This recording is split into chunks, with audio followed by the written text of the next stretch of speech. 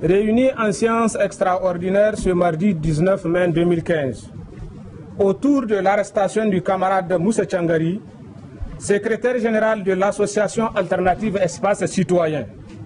Nous, citoyennes et citoyens, acteurs et organisations de la société civile nigérienne, faisons la déclaration dans la teneur suit. Apprenant l'arrestation du camarade Moussa Tchangari par la cellule antiterroriste, où il est actuellement gardé depuis hier lundi 18 mai 2015, aux environs de 13 h.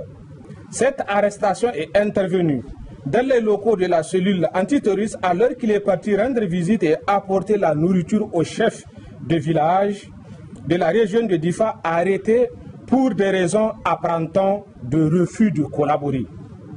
Considérant qu'au stade actuel, aucun motif n'est encore avancé pour justifier l'arrestation de notre camarade fervent défenseur des droits humains. Notons par ailleurs que cette arrestation intervient seulement quelques jours après la publication des rapports de veille citoyenne sur la situation des droits humains et humanitaires en cette période de crise humanitaire et sécuritaire en cours dans la région de Difa. Région soumise, comme vous le savez, à l'épreuve d'état d'urgence depuis février 2015, consécutivement aux attaques de Boko Haram en territoire nigérien. Considérant que ces rapports ont particulièrement mis en relief des cas de violation flagrante des droits humains fondamentaux, nés de multiples mesures impopulaires prises par le gouvernement de la 7e République et le gouverneur de la région qui les applique avec de très rares zèle et cynisme indignes de temps modernes.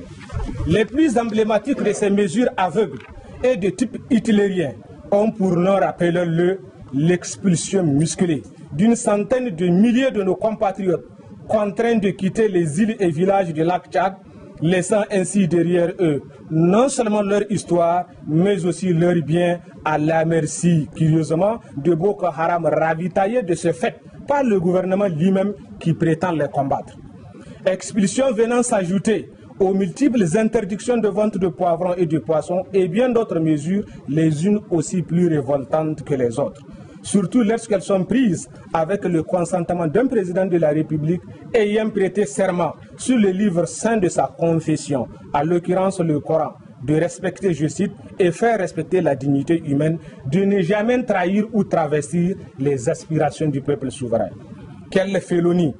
Constatant par ailleurs que l'attitude du gouvernement se caractérise par un recours de plus en plus sauvage de la force brute, de l'intimidation, de la violence et de la terreur contre les paisibles citoyens, notoirement donc ce gouvernement incapable qu'il est d'apporter des réponses idoines aux attentes légitimes du peuple souverain.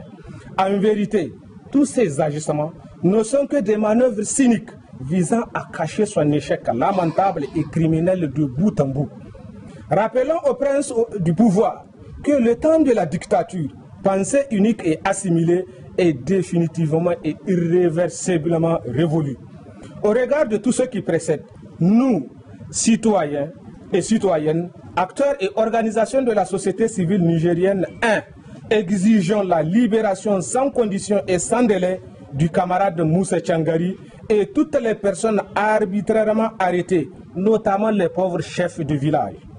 2. Condamnons la tendance démocraticide du moribond gouvernement de la 5e République de plus en plus visible. 3. Réitérons la nécessité de lever immédiatement les mesures d'interdiction de production et de commercialisation de poivrons, de poissons, et la levée immédiate des mesures d'expulsion des habitants des îles et villages du lit de lac Tchad. 4. Et enfin, lançons un appel vibrant à l'ensemble des citoyennes et citoyens nigériens en général et les organisations de la société civile en particulier à une mobilisation générale pour stopper net la dérive autoritaire de ce gouvernement moribond notoirement incapable d'accéder aux revendications légitimes du peuple nigérien. Fait à Niamey le 19 mai 2015.